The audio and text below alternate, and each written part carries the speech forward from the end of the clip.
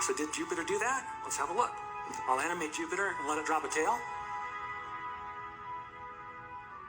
And there you see it. Sure enough, Jupiter comes to a full stop and reverses course over the little town of Bethlehem. But I want to show you another screen. It's more fun because I can throw dates with it. Now what I'm going to do on this one is I'm going to let Jupiter fly through the field of fixed stars, and it's going to throw off dates so we can tell when these events are happening. The first one there, I know it's small, I'll read it for you. It says 10:30 of 2 BC. Now let's fly Jupiter. You see it moving through the fixed stars. That says 11:25 of 2 BC, and it's slowing up. It's going to stop right about here, reverse course. The date when it stops over the little town of Bethlehem, 12:25 of 2 BC. Now, I mean, I got it dark in here to see this, but this guy's really close. He's starting with the right premise.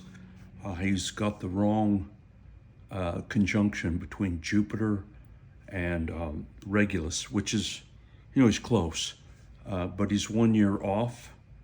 He's going to talk about 3 BC here in a minute, but it's like Isaac Newton and James Ussher.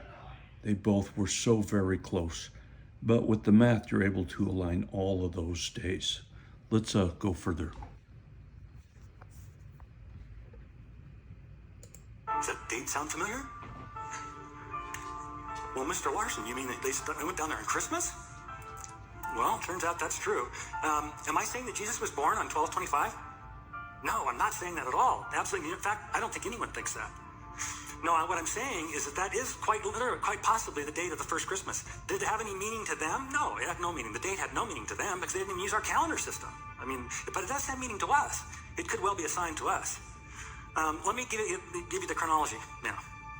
In September of 3 BC, Jupiter crowns Regulus in Leo. Uprises Virgo, clothed in the sun. New moon, birth at her feet, Rosh Hashanah, Jewish New Year. 9 months later, the biggest planet goes together with the brightest planet to make the brightest star anyone alive had ever seen. Where? Right over Jerusalem as it sets. The Magi ride. They get there sometime around November. They go to Herod and they say, we've seen the star. Where's the baby king? Herod says, Bethlehem. So they're leaving the gates of Jerusalem to go to Bethlehem, 5-mile trek. And they look up, and there's the star. There's Jupiter, right over this little town of Bethlehem. One of the guys, who's the guy who does the math for the group, he's going, wait. It's in full retrograde. It's stopped right over the little town of Bethlehem. They ride down to Bethlehem on 12/25, 2 BC. We know that's the date because that's when the star stopped. They're carrying gifts, remember? Frankincense, gold, and myrrh. They find the baby boy. Is he living in a manger? No. He's moved. So late at night, I'm going into one of these fellas talking about 2 BC, which is interesting because the retrograde event happens in 2 BC, but it falls outside the Herod window of killing off the children. It also misses the Luna solar connection between that and the precision solar calendar. So, you know, it's really close, and it's amazing those things happen, but the math throws off every other number that's possible. And so we'll go ahead and listen to the rest of his story here, but let's see what else he has. And I'll show you what happens here with the Herod thing. It is right here. You can see the Herod problem, okay? And then let's go back and let's let this guy keep going. Moved. He's in a house now. He's described in Greek as a paidion. He's a toddler.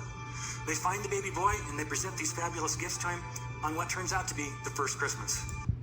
Okay, he's talking about the Magi, and as it turns out, there's 12 Magi, not 3 Magi. They come to visit at 3 BC on his coronation. That is the 1 year birth event, 81 minutes that occur there on September 11th. And you see that, but the 3 kings are the king planet Jupiter, the king star Regulus, and the king constellation Leo. That's what makes it compelling. 1225 of 2 BC. And now I've shared with you the Star of Bethlehem, but now I'm going to reveal something to you. It turns out in my studies, I find that the Star of Bethlehem is the beginning of what I think of as a celestial poem that ends at Christ's death. And to show you the full poem, I've got to take you to the day of the cross. So did Jupiter do that? Let's have a look. Okay, so he's trying to get to the day of the cross, but it would fail the Daniel prophecies. It would fail the Luke issues. It would fail the John the Baptist days. There's a lot of failures in the mathematics when that occurs. So I like this guy. He's working hard at it, but he needs to line up the rest of the math.